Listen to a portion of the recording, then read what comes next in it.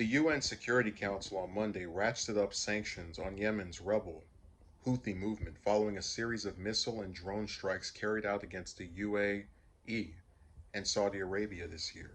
Alterations to the sanctions program were proposed by the UAE and expand the UN arms embargo against several Houthi leaders to include the whole group, which is fighting pro government forces and a Saudi Arabia led military coalition. And boy, do they have some insane things to say in this article. 11 council members voted for the resolution, while 4 members, Norway, Mexico, Ireland, and Brazil, abstained. Some complained about the use of the term terrorist in new documents. The purpose of this resolution is to limit the capacity of Houthis and to limit the escalation of war in Yemen.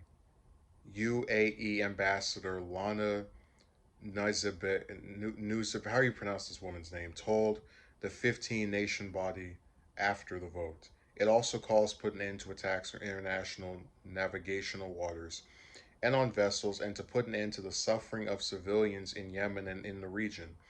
Yemen has been mired in chaos since the Iran aligned Houthis ousted the internationally recognized government from the capital Sana'a in late 2014. A Saudi Arabia led military coalition intervened the following year to restore the government. The war has claimed more than 37,000 lives, directly and indirectly, the UN says, and caused widespread sufferings with 4/5 of Yemen's 30 million people needing aid.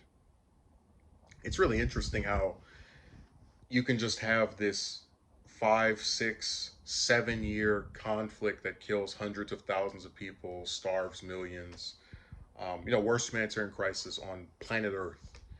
And in just a week, it a conflict in Ukraine gets way more coverage than Yemen has had in the entire time it's been going on, other than maybe when Khashoggi was murdered a few years back.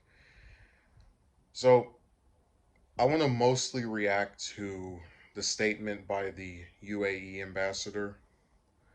The purpose of this resolution is to limit the capacity of Houthis and to limit the escalation of war in Yemen.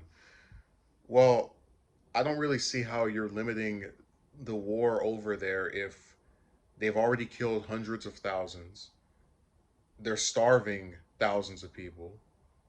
Um, what else is there to limit? And it certainly is not the Houthi rebels who are doing that. It's Saudi Arabia and the countries that are affiliated with it in its attack on this country.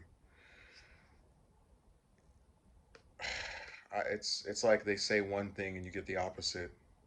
It also calls to put an end to attacks on international navigational waters and on vessels and to put an end to the suffering of civilians in Yemen and in the region. I'm like, I'm sorry, but the Houthis aren't the ones bombing hospitals and blocking food from coming in. If you want to put an end to this conflict, have all these useless, worthless governments from across the world that are part of the UN get together, stop Saudi Arabia with a force that has never been seen before, and get all of those people out of that country or feed them. It's like, imagine having an international body that watches year after year as a government that is upset because its butt buddy government got kicked out by a couple of guys with guns just destroy this country to the point where it becomes the worst humanitarian crisis on earth. And again, it's literally, and like you heard right there, it's over 10 countries. They won't do anything besides sit in a chair and cast some votes.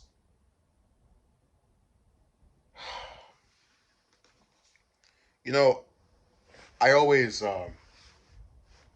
because I'll admit I do sometimes go a few months without covering Yemen, but that's just because I always find myself more and more frustrated that you can have on planet Earth a conflict that kills thousands and thousands and hundreds of thousands of innocent people, and because it's not happening to Americans, they don't care. Because it's not happening to Canadians, they don't care. At least the majority of them don't, and it's just so sad that all these people get destroyed,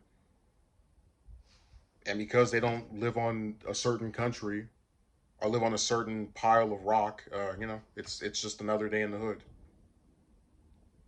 and it's allowed to go on year after. It's not like this was just a random attack that happened one day. 6 years of them doing this, and the UN wants to go after the Houthi rebels and Iran. It's like Saudi Arabia has some really powerful allies. They can do whatever they want. Just pick the right country and you can kill everybody there, you know, and have very little fanfare.